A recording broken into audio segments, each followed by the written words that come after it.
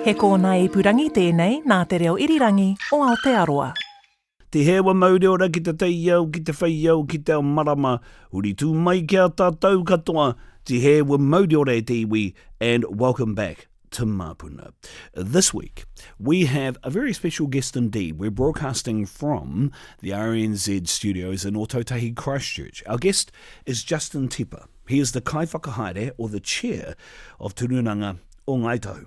Tūrunanga o Ngai Tahu throughout the years, since 1954, has had just 6 leaders: Frank Winter, Tā Tipene O'Regan, Tā Mark Solomon, Charlie Crofts, Lisa Tūmahai, and now Justin Tipa. At just 45 years old, he's one of the youngest iwi Māori leaders that oversees an asset base of $2 billion or more and has a registered member base of 85,000 Ngai Tahu descendants. He's also a language champion and an advocate for te kā Māori, reo Māori, and Ngai Tahu identity and culture. So how did the former foreman become the chair of one of New Zealand's biggest whānau businesses? Justin Tipa joins us. Whakarongo mai e te iwi ki tēnei kōrero haka hira pautaka ko Justin Tipa, te Kaiwhakahaere o Tūrunanga o Ngai Tahu. That's our guest on Māpuna. Whakarongo mai. E te Kaiwhakahaere, tēnā koe. Tēnā koe wai, Julian. No mai, it is a privilege to be with you and to be talking with you today. And when I say e te Kaiwhakahaere, how does that sit with you now? Still coming to terms with it, e hoa. You know, I still just view myself as that pākut from Moeraki who just wants to get in and roll my sleeves up and do the mahi. But I understand that, look, there's a legacy that comes with this role and something that I'm very cognizant of and do not take lightly. For the uninitiated, they may not know that I worked at Ngai Tahu for a number of years, and I remember walking in to the boardroom, the Aoraki room at the offices of Tūrunanga o Ngai Tahu, located in Christchurch. And on that corridor, there's photos of the Ngai Tahu Trust Board, and you see the likes of Frank Winter, and of course everyone knows Tā Tipene O'Regan, Mark Solomon, Lisa Tūmahai, and of course the late great Charlie Crofts as well for a short period there. Following in the line of those great leaders of Ngai Tahu, do you see the responsibility as a burden or something quite heavy upon your shoulders? Or do you see it more as a korowai that helps uplift and maintain good stewardship for the iwi? Absolutely the latter. Look, as I said earlier, I don't take it lightly and I understand the weight of expectation that comes with this role, but it's not something that intimidates me. It's something that I embrace. Our old people have left a wonderful platform for us to build off, and they really did the hard yards for us. So it's I think the weight of expectation and the importance that I take is how does my generation contribute to that legacy and really ensure that we leave things in a better state than which we inherited them, and setting that platform for the next generation to come through. You know, I'm here for a good time, not a long time ever. You said you're a pā kid from Moeraki, and as many in Ngai Tahu know, Moeraki has a strong history in terms of leadership within Ngai Tahu. One only has to recall Matiaha Tira Moru. Growing up, did you know about Moeraki and its important place within the Ngai Tahu social fabric? Not in great depth, you know, like growing up, we knew we were Ngai Tahu and we identified as Ngai Tahu, but first and foremost we were from the pā of Moeraki, and so my identity, my knowledge certainly was centred around our rohe and the Waitaki River and the Waitaki Valley. So look, to be fair, I was probably quite ignorant to the legacy of leadership and the depth of history. You know, our life was certainly centred around mahi kai. That was our identity. Language and tikanga weren't a big part of our upbringing. It was, I mean, whakapapa was important and identity was important, but you know, these things are something that that resonated deeply within me and that I pursued in my teenage years and into my adulthood. What made you want to pursue that? What changed the course and the trajectory of your life in undertaking that journey? There was a couple of things. First and foremost, I am a kohanga reo baby. So I did have the good fortune, growing up down in Omarame and Te Kohurau. Back then there was a large Māori population, largely of North Island Māori, that were down working on the hydro dams. The dams were being refitted at those stages. So there was always lots of Māori around, but really my first exposure was an auntie that married into our family from Waiheke Island, Ngāti Pāua, rangi whakakohu uri karaka. And so she instilled a passion for whakapapa and reo in me in a young age, but it wasn't until I began high school in Christchurch and just happened to fall into a bilingual unit, and our teacher at the time was a tūhoi man, Te Horehore Doug Baker, who was most recently at Tauranga Boys High School. And so Te reo Māori was just something that really resonated with me. I found it easy to learn. It just came naturally. I loved haka, although I couldn't haka very well. My timing is terrible. And then it just sort of, probably later on, I had the opportunity when I was about 16, and I left school and moved in with a family of native speakers. And that really sowed the seed in me to want to raise my children. Who was that whānau? It was Te Tāwhero e Ngāpera Haitana from Ngāti Tūharetoa. Yes.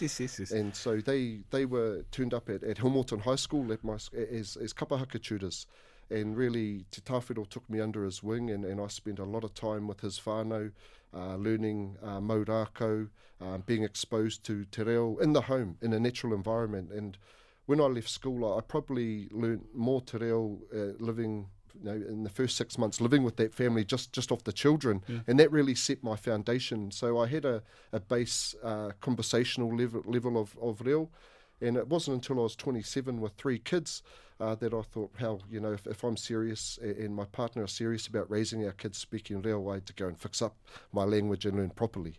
I think I had enough language to get them through kohanga at that stage, but realised if this was something I'm serious about, I really need to double down. And so I threw in work. At 27, I was managing I was a foreman at a foundry at Hamilton Jets, and went back to study, and very fortunate to have some pretty inspiring teachers, the likes of Hano Regan, Hani Huata, Monty Ohia was still at the Polytechnic then, so exposed to some really Māori thought leaders, language exponents, and that really just hammered it home for me. At 27, making that decision, that's a brave decision, because one suspects you had potentially a job for life in what you were doing as a foreman, and if not at that company, certainly at other companies, and going on and doing other things. But man, what a brave thing to do. People might say, what were you thinking? Well, they did, and the biggest challenges, I must say, came from my own family and my friends in the Māori world. Saying, what the hell are you doing? You've got a good job, you've got a good income, you've got 3 young kids. How can you do this to them? Go back on the student allowance. And if I didn't have the support of my wahine, I wouldn't have been able to do it. That's something I was going to say. It's a very brave decision for your wahine as well. Yeah, and look, she was absolutely supportive, and I think it was obvious that while we were making a physical, we were doing well, with an income. I te mate haere taku wairua, I wasn't doing well spiritually, and I think for me, whenever I was doing anything Māori, that's what made me happy. That's what really, floated my boat. And so to have that support to just throw it in and go back and focus on te reo full time, that was really the turning point, I think, in my life, and really committed myself to the rejuvenation of reo and tikanga within Ngai Tahu, and B, just being involved with my iwi in a political sense, getting involved at a runanga level, and just contributing where I can. I do want to come to the runanga level, but there's one thing that I've noticed about Dr. Hano Regan is that she can be, yes, intimidating, and also quite forceful in what she wants people to do. Did she know, because you said you had a bit of a natural kind of thing for te reo and for culture and tikanga. Was there ever a conversation at which she said, I've noticed something about you, you're going to follow this journey and I'm taking you there kicking and screaming? partially wanting to be a part of that journey as well. But, sometimes people need a bit of a kick, a bit of invigoration from someone to be mentored and follow that pathway through, right? Oh, look, not at all. Look, Hana was always very encouraging and very supportive. And, look, I guess there was an element of expectation and encouragement in the sense that there were not a lot of Ngai Tahu men prioritising language as their focus. You could probably count on one hand, the Ngai Tahu men that were really leading in that space. And so just conscious that as a Ngai Tahu male, when you had a little bit of language, you got quickly pushed out the front to uptake ceremonial roles and things like that. So Hana was really just really encouraging and supportive of developing that mātauranga and supporting my journey in that space. And ultimately, it was Hana that opened the door to things like kura reo, te pane kiritanga o te reo, and having access to people like Te Moti Kāretu and Whare Huia and Pou, who have had a huge influence on Ngai Tahu. Ngai Tahu owes a great deal of gratitude and debt to those three men, but also a lot of other language leaders across the country who continually made the journey down here to support our language initiatives. And as a result, we've now got a generation of Ngai Tahu that are growing up with te reo as a first language, knowledgeable in their tikanga, their pūrākau, their whakapapa. They're more comfortable in their skin than anyone in my generation will ever be, and they're less tolerant. And so it really excites me to see the hunger, the passion, and the expertise that our children have, and what's to come after that. I admire you for trying to change the trajectory of our conversation to focus on rangatahi, but I just want to delve a bit deeper, if it's okay, into more of the personal journey, because you mentioned something which I think is really important, and you mentioned at the time when you were 27, so about 5 years ago. But a really important point about the number of Ngai Tahu male speakers at the time. People naturally assume that those who have a little bit of a gift for reo and tikanga become leaders in their communities. There's a responsibility to give back and that kind of thing. At that time, was there a thought in your mind that there's a role that you should be playing here that would lead to where you are now? Or was it simply the case of there's a responsibility with reo and tikanga and that's a path I'm going to follow and this is just happy circumstance? No, it was very selfish. Like my desire to be competent in te reo Māori was for myself, but it was really, I didn't want my children having to go to polytechnic or university to learn their language and their culture. It was for no other reason. I wanted my children to have the ability to choose what language they speak and to be able to pursue whatever path they want to in life and not have to spend thousands of dollars and years learning their language rather than pursuing a career or a particular trajectory that they are passionate about. And so I 100% believed if they were grounded in their language and their culture, that's only going to set them up for success in whatever path they choose. So it was a selfish personal choice, and it wasn't until later on that I was really exposed to politics and leadership opportunities within the tribe, but that certainly wasn't the motivation at the time. You mentioned, and I'm speaking with Justin Tipa, he is the Kaiwhakahaere, or the chair of Tūranga o Ngai Tahu. You're listening to RNZ Māpuna. You mentioned about the journey back to Moeraki. You talked about being the pā kid, going back to Moeraki and then being exposed to opportunities, if I can put it in that way. When you made yourself available back home and going back home and being seen back at home, was it a case of the pā going, hark, the herald angels sing, our saviour is home? David Higgins has got a right-hand man. The world will be yours. Or was it a case of, you got to prove your worth? Absolutely prove your worth. Wow. Look, I was challenged, but I was also very cognizant of the fact that we've had people that have gone away and learnt te reo, come home and haven't always engaged well.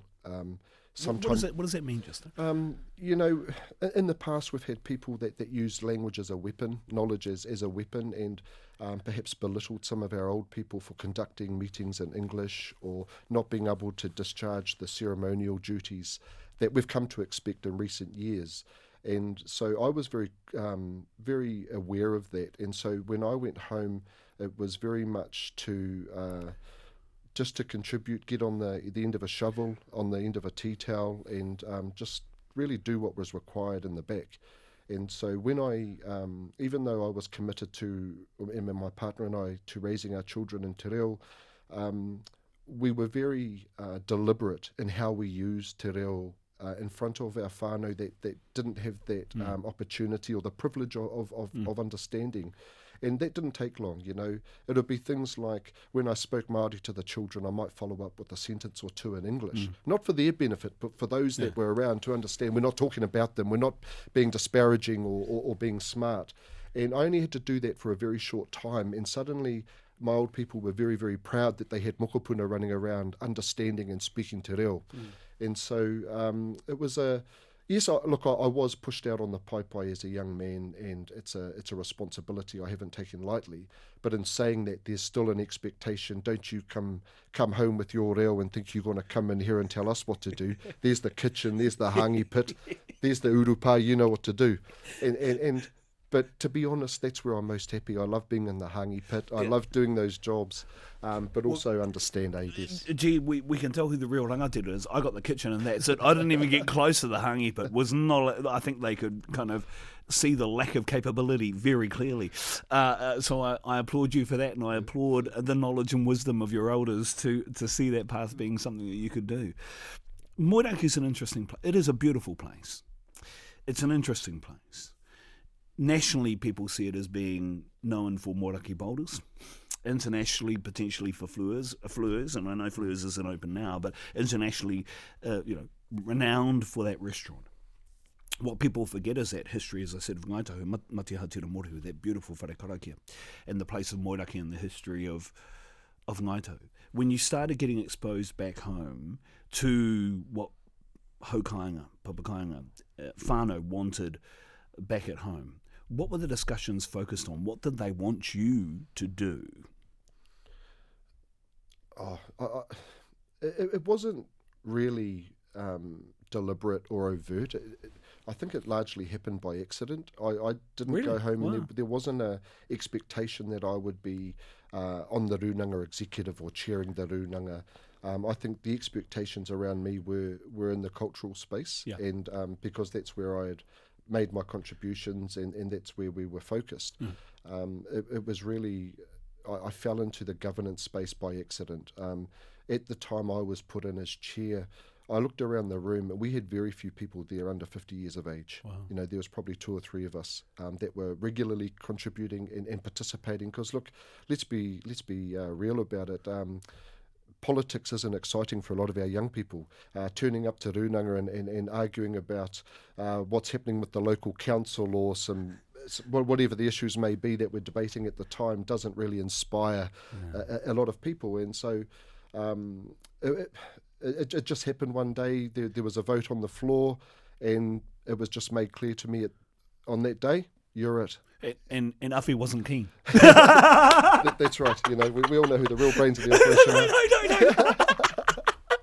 Wow. But that's interesting to note, because a part of me would have thought it seemed natural that was something people would want you to do. You know, David Higgins had been a representative for a long, long time. And quite a staunch representative, actually, not just on behalf of Moeraki, but those Runanga. So it always felt to me that was always the case. So I'm interested, you said it was an accident that happened. Yeah, well, look, other people it may have been clearer to others, but it certainly wasn't to me. Wow. And call it naivety or what, but you know, it was my contribution, and the expectation of my contribution was in the cultural space. Yeah. And so, yeah, look, it just happened, and look, 5 years later, I'm still the chair of Te Runanga o Moeraki and up for re-election in November, and so we'll see how that goes. Fingers crossed. Look, you never know, eh? Just most Runanga chairs are up for re-election every month. And every week. But so what was your plan then when that happened? And yes, I know you mentioned it was an accident. What was your plan? Because eventually we're going to get to your role as Kaiwhakahaere, and then I want to talk about what your vision is for Ngai Tahu and where you think the iwi is now. But what was your vision when it was made clear to you this is something they want you to do, not only as chair but also as Te Runanga representative on behalf of Moeraki? My focus and I think the expectation was, how do we transition our Runanga from a place, they were essentially run by like netball clubs or rugby league clubs, made up of volunteers that would come together. From the time of settlement until now, there's been a huge transformation. We've now, with multi-million-dollar organisations that have millions of dollars of assets under management, involved politically at a local and regional level. Everyone wants a piece of the runanga, whether they're schools, whether they're businesses, whether they're NGOs or government departments. And so my focus has really been, how do we transition from that sort of voluntary club type organisation into a slick, efficient organisation that has the bureaucracy required to engage efficiently in those spaces and maintain the integrity of our settlement and uphold our rangatiratanga, while also creating the space for our marae and our hapu to flourish. And so that's really where I'm at the moment as we transition into those new types of structures. I do want to pick up on rangatiratanga later on. I think there's a treaty conversation I want to have with you, given the current political climate and things that political leaders have said. So I'll note that, but I want to come back to why I think development at a localised level is really important. Did that propel you to want to look at the role as Kaiwhakahaere? Because it's important to have that localised leader seen in the national space, or indeed in the iwi-wide space, when you were considering putting your head in for the role of Kaiwhakahaere. What motivated that? Given you were doing, as you say, what you were doing at home, what really motivated the move? And my first priority was moiraki and was to serve at home. And I think anyone in Ngai Tahu knows that the real mana, the real leaders of Ngai Tahu are at runanga, are at our marae. They're our runanga chairs, they're our upoko, they're the people that are burying our dead and welcoming our manuhiri.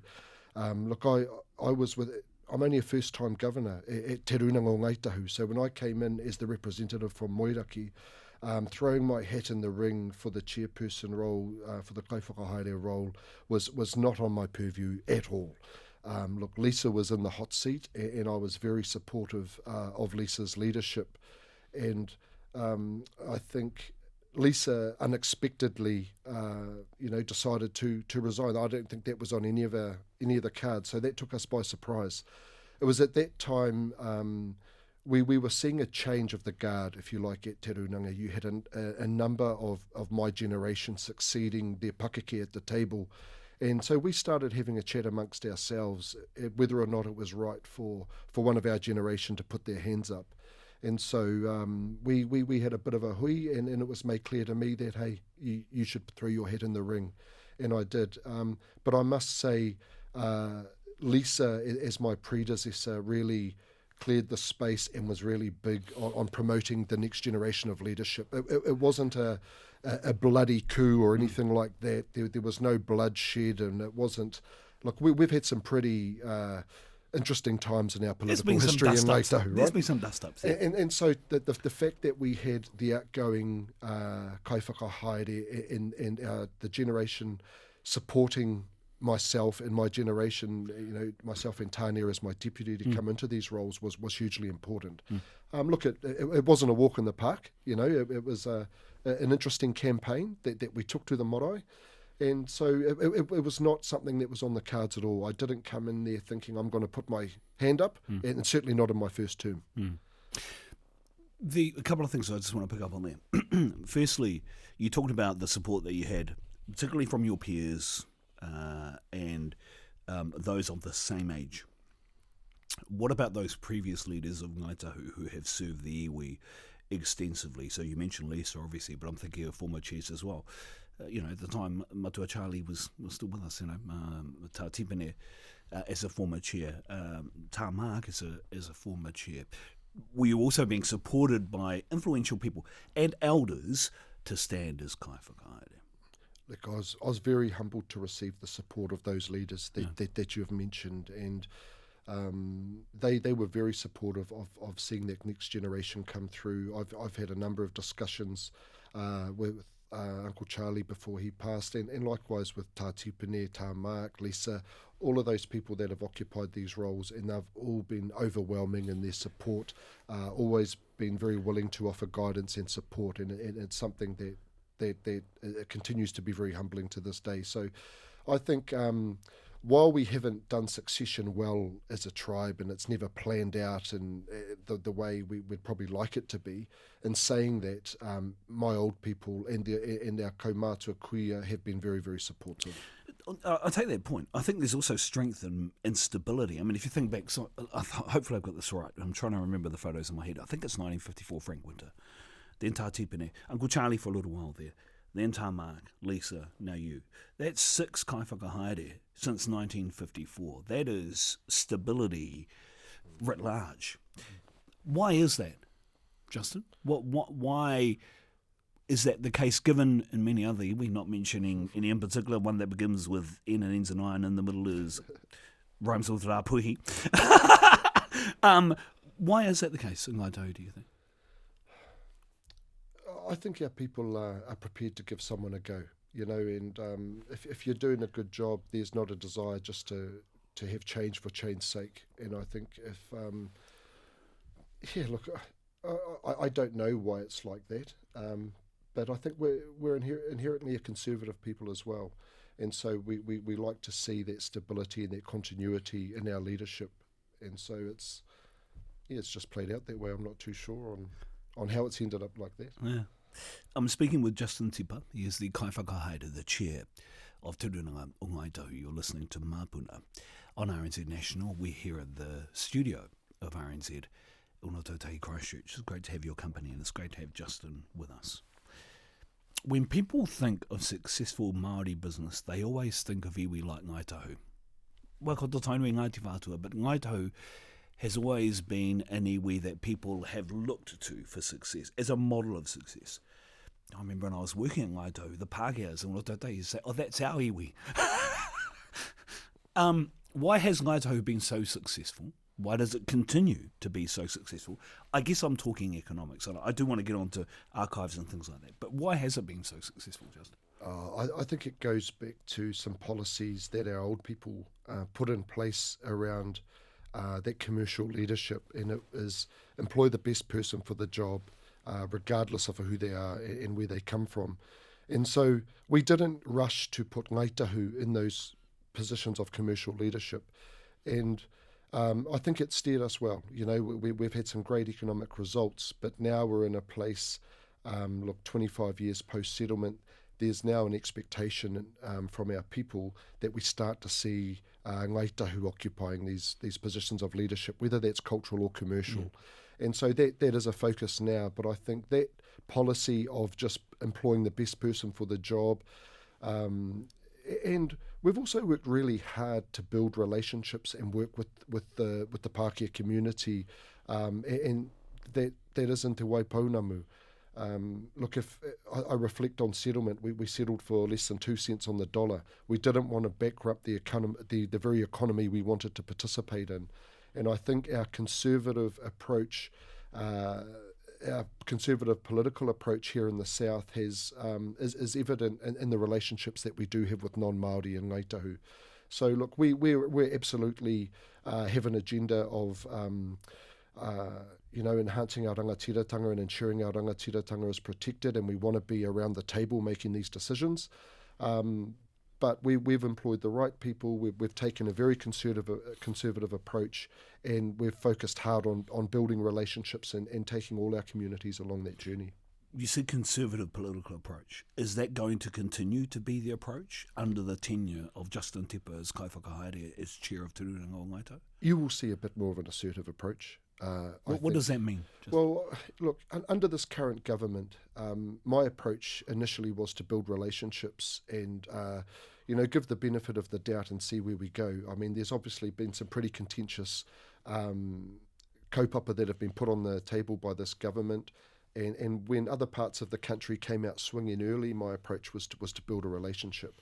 That I don't believe that's really paying off at this stage. And so you're now seeing myself and the tribe taking some vocal and more hardline positions on things. And so we're really, Ngai Tahu historically has employed a number of strategies when engaging with the government. Historically, we've been pretty strong on litigation, and it's something that we haven't followed or haven't really spent a lot of time and effort on in recent years outside of our statement of claim over fresh water. But I think you'll see under my tenure a number of approaches. First and foremost, it's about relationships and how we work together, regardless of the colours of government. We want to work with whoever's in power. But look, if they're going to have their heads in the sand and they're going to take racist approach to policy and legislation, if they are going to have a retrograde, regressive approach to taking our country back decades, well, then Ngai Tahu will stand up and we will be heard and our position will be clear. And give me a few examples or a couple of examples of the retrograde, racist approach of the government that you are talking about. Look, if we think about the Treaty Principles Bill, and the desire we're not hearing the country calling for the government to do this. This is their agenda and this is what they're trying to achieve. And I'll make it clear, I don't speak for Māori, but from a Ngai Tahu perspective, we committed to a constitutional monarchy whose sovereignty of parliament rests on its obligation to protect our rangatiratanga. Rangatiratanga predates this crown and it continues despite its best effort to restrict it. And, I'm absolutely of the opinion that rangatira cannot be ceded to or granted by the Crown. It can only be recognised, respected and liberated. And so the fact that we're even having the discussions that we're having around the Treaty Principles Bill,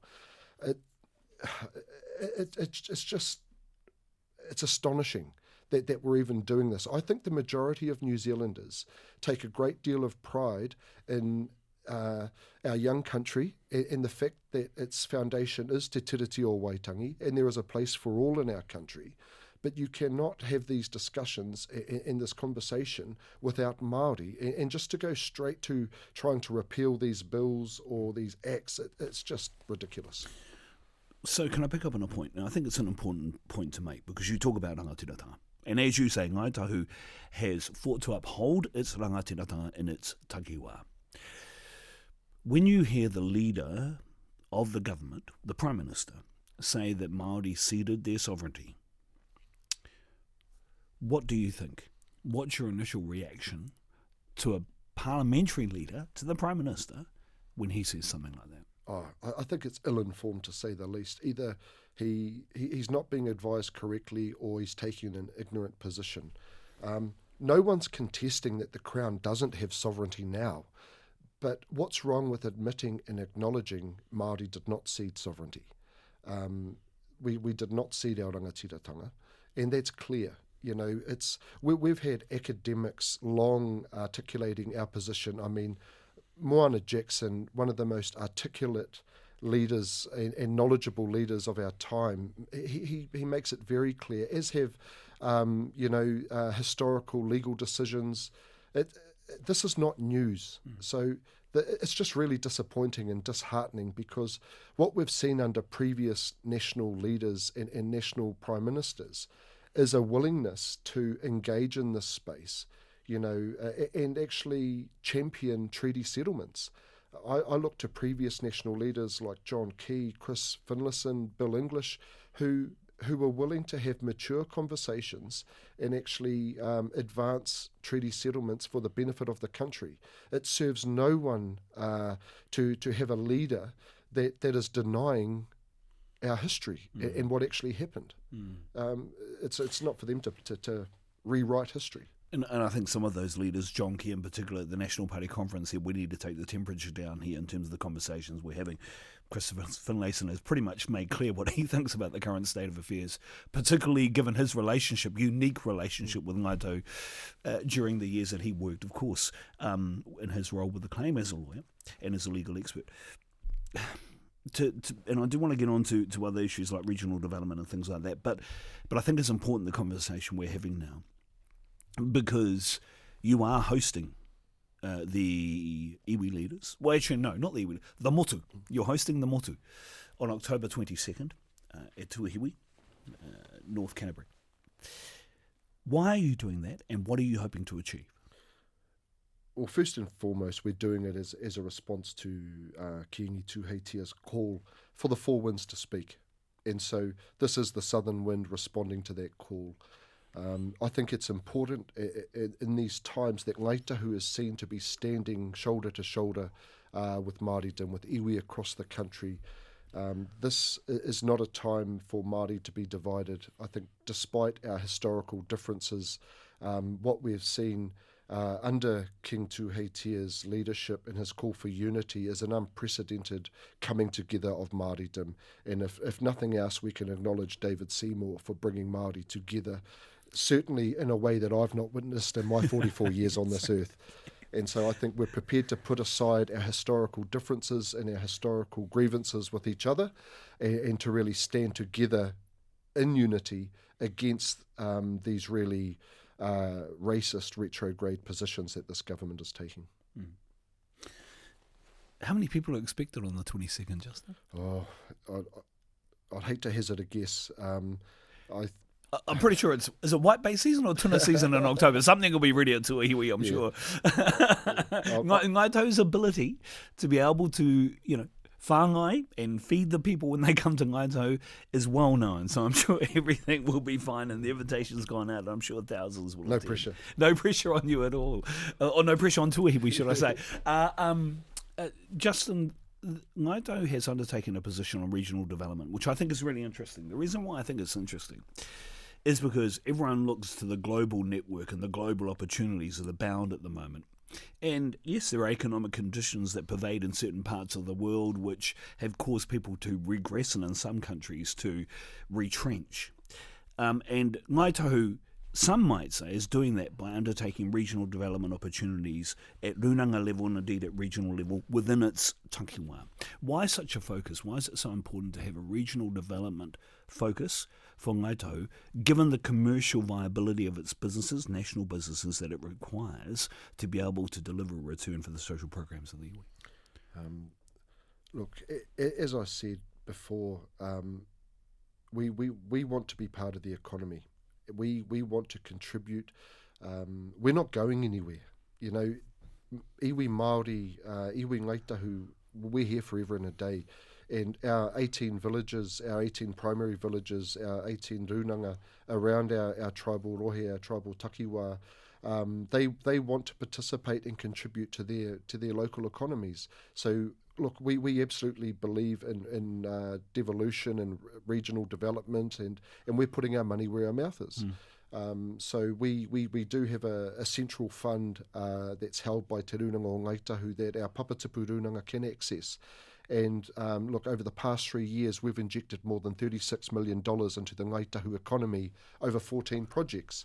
And if I just reflect on my own little patch down in Moiraki, we recently purchased the Moiraki Boulders restaurant and gift shop. And that was, we leveraged that through the Ngai Tahu Regional Investment Fund. And so we want to create jobs, we want to create housing opportunities, and we want our people at home, and I think a lot of our people during the urban migration of the 50s, went to those major centres. They went and became freezing workers and mill workers, and many have stayed and become entrepreneurs and done all sorts of things. But we've also seen a big desire for our people that want to return home to their papakainga, to their whakapapa, and to those places where their whānau have historically been. And so this is us putting our money where our mouth is, contributing to those regions and areas that we live in. Are you doing that at the expense of a major business asset in terms of the holdings company's ability to be able to go out and purchase other acquisitions and businesses and things like that, to be able to grow the investment that then can deliver more social programs? How do you keep the balance right, is I guess the question I'm asking. It's an and, yeah. And that's something we continue to grapple with. How do we have that central focus that grows the pūtea for our 84,000 members across the world?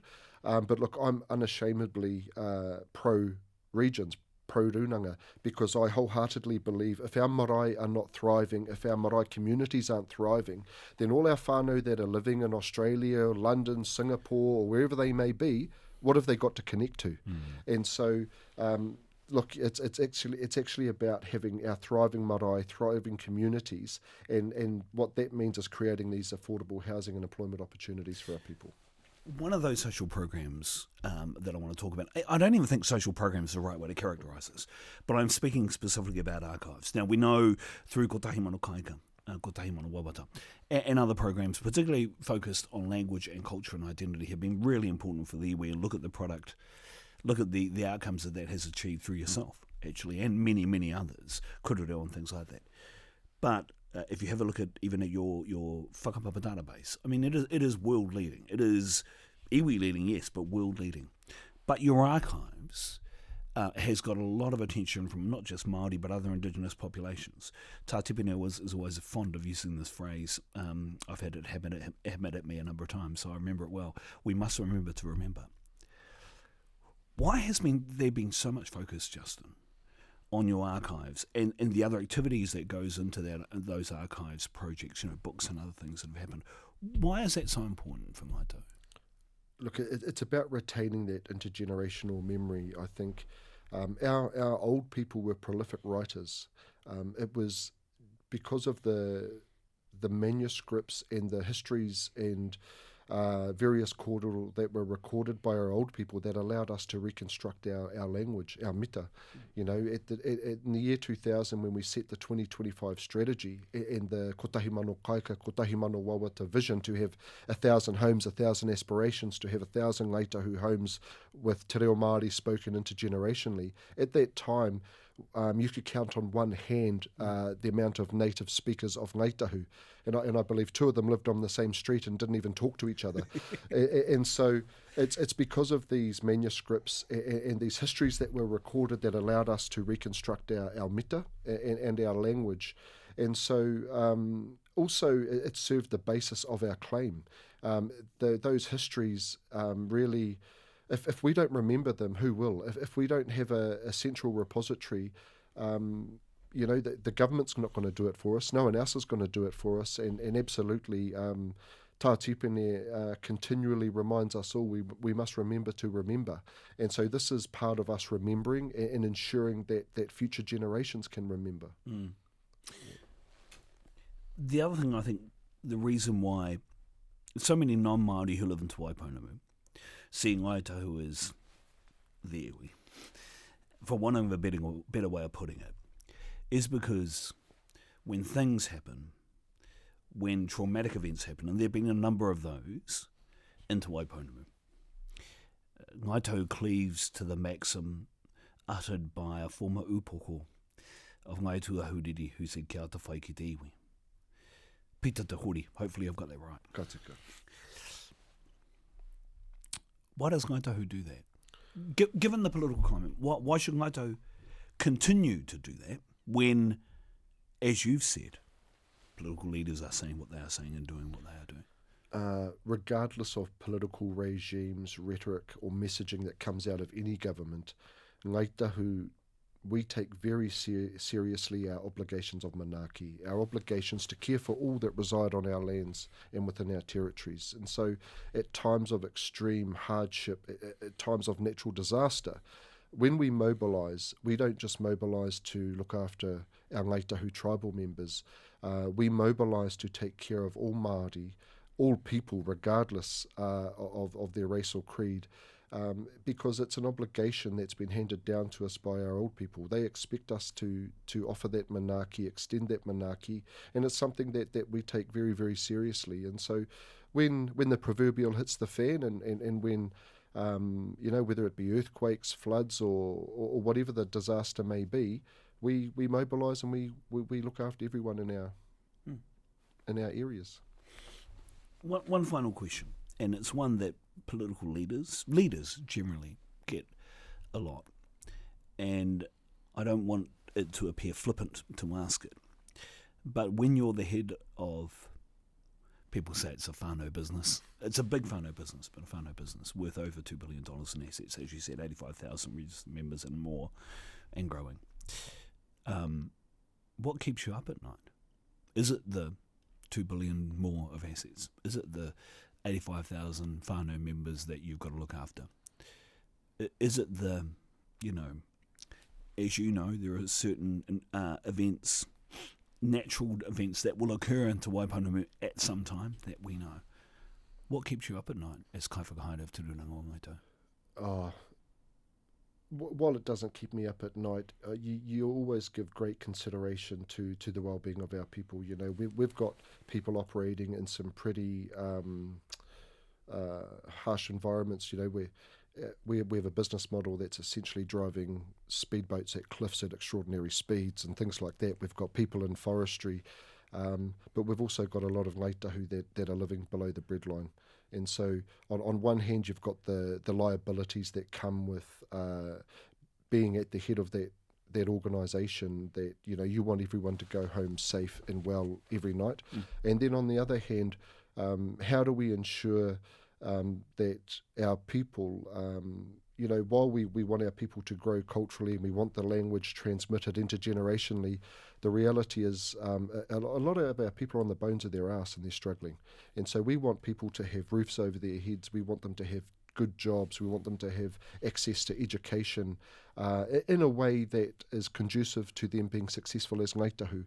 And so there's a whole lot of considerations I have on my mind when I go to sleep, but at the end of the day it's about achieving the best outcomes for our people. Why should that be your responsibility? Tahu Pōtiki used to talk about the thing called the Article 3 line, that there is a government responsibility to look after the people of Ngai Tahu because that is a national government responsibility. So why should it be the responsibility of the Kaiwhakahaere of Ngai Tahu, and indeed of Te Rūnanga o Ngai Tahu, to ensure and to be thinking about those outcomes that get roofs overhead and all those kinds of things, when people would say it's a government responsibility, Justin? I 100% agree with Tahu Pōtiki, and while it's not Ngai Tahu's job to deliver that, it is absolutely my job to hold the government to account, to ensure that they're upholding their end of the bargain and delivering on those things. So governments do not have institutional memory.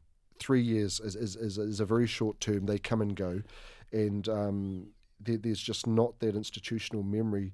There's no one in Wellington thinking, how are these policy changes going to affect the Ngai Tahu people? How is this going to affect the Ngai Tahu claim settlement?